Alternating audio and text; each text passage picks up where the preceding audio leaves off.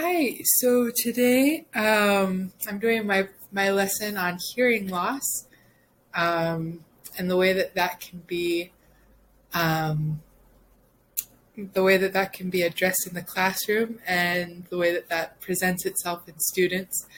Um, so let's just dive right in. The definition under the Individuals with Disabilities in Education Act is that hearing impairment is an impairment in hearing. And that means a permanent or a fluctuating impairment in hearing that adversely affects a child's educational performance. So that could be um, something that's corrected with um, something that's corrected with um, like um, hearing aids or other amplification devices, or it could also include deafness, which is defined as a hearing impairment that's so severe that the child is impaired in processing linguistic information through hearing with or without amplification. Um, so deafness is something that can't be corrected with a hearing aid. Uh, yeah. So some general hearing loss information. Hearing loss it can be manifested in two ways. An impairment in hearing and processing sounds based on a certain intensity, or hearing and processing sounds based on a certain frequency.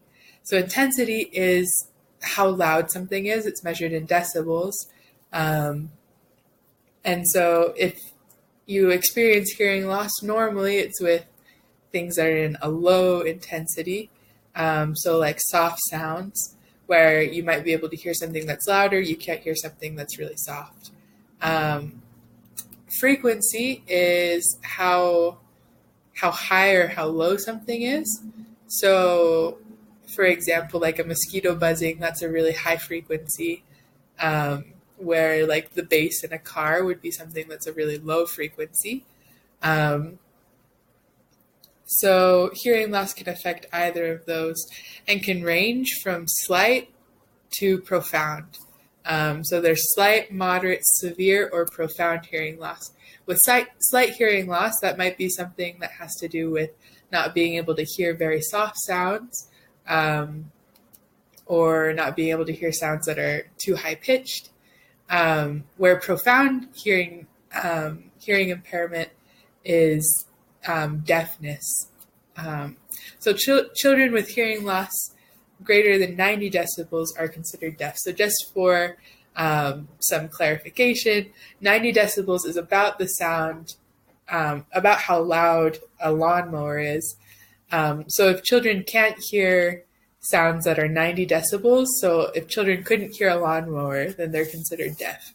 Anything less than that is just some sort of hearing impairment. But even that can still be relatively severe without being considered actually deaf. So there are four kinds of hearing loss, and they affect different processes of the hearing, um, different processes of hearing. So the first kind of hearing loss is conductive hearing loss, which is caused by diseases or obstructions in the outer and middle ear. So if you look on that picture, the outer ear is the part of the ear that you can see. The inner part of the ear is leading up to the eardrum. This is sort of a physical thing. So usually, this kind of hearing loss is more dependent on the intensity of the sound. So it affects all frequencies evenly, and is more about not being able to hear sounds that are lower, or that are like lower volume. So this might be something that's easy to fix well, not easy, but something that's fixable with a hearing aid. Um, Another kind of hearing loss is sensory neural hearing loss. So this more affects the inner ear, including the delicate hairs on the inside of your ear. This is more of an effect on the frequency that's able to be heard. Um, so people who experience sensory neural hearing loss might not be able to hear sounds that have a really high frequency, or might not be able to hear any sounds at all. Because of the nature of this, it's harder to be fixed with a hearing aid, because it's not a matter of how loud the sound is, but rather like the frequency of the sound that's heard. It's not able to be picked up in the middle ear to be conveyed to the brain. So other forms of aid are more effective in cases of sensory neural hearing loss. With mixed hearing loss, it's a combination of conductive and sensory neural hearing loss. So there might be something that's affected the outer or middle ear, combined with something that's affected the inner ear. And so like sensory neural hearing loss, these are things that can be hard to treat with just a hearing aid. Central hearing loss isn't a matter of the ear itself, but more with the nerves and the neurons inside the brain. So this could be some sort of brain damage that's happened, or something genetic that's affected the brain or the central nervous system that makes it so that even though the ear is working correctly and everything is being conveyed to the brain, something isn't being the sound isn't able to be interpreted, or there's a disconnect in the nerves or something along those lines. So as far as identifying hearing loss or deafness goes, it's very important to identify this as early on as possible, because the earlier that something can be identified, the earlier it can be corrected, or that aids or services can be put in place to help students or to help children become functional members of society. So a lot of times nowadays, what they're doing is children with profound hearing loss are identified in the hospital. Sometimes like the first time that, like as soon as they're born, they're identified as having profound hearing loss. And in this way, aids such as cochlear implants, or the teaching of sign language can be started as early as possible to help the child gain auditory skills.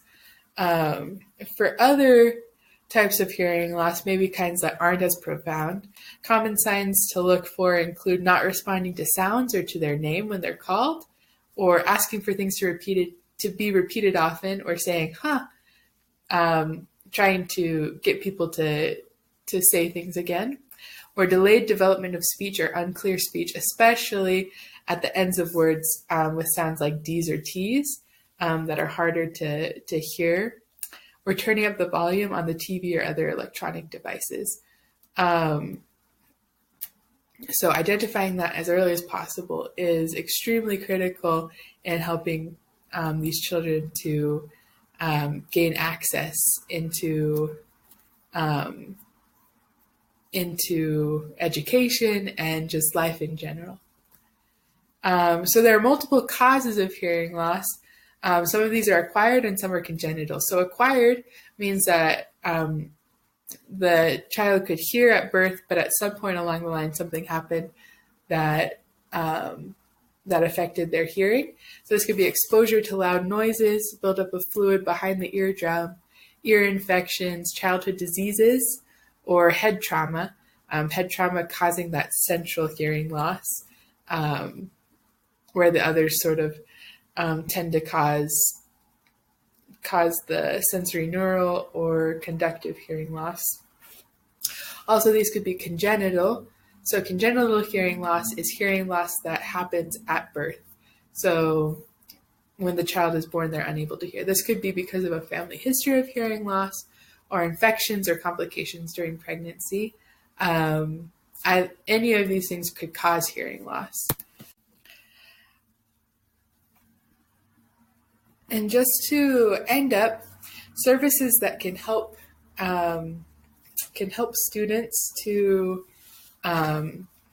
in the classroom who have these hearing losses um, can be regular speech, language, and auditory training from a specialist. So it would be like a speech language pathologist just to help the student um, to improve their speech patterns, because that's something that is often a problem for those who experience hearing loss. Amplification systems. This can include the teacher having a microphone or the student having a hearing aid. Also, services of an interpreter for students who use sign language. That interpreter can sit in the class and interpret what the teacher is saying. Favorable seating in the classroom, sort of towards the front and the middle, to help facilitate lip reading. Caption films and videos to better help the student participate in the things that the class is participating in. Assistance of a note taker so that the student can focus on sign language interpretation or lip reading if that is a problem for them. And then instruction for teachers and peers in alternate communication methods, such as sign language or finger spelling or what be it, just to better help the student to be a part of the general education system. So that is hearing hearing loss and how it can affect the classroom.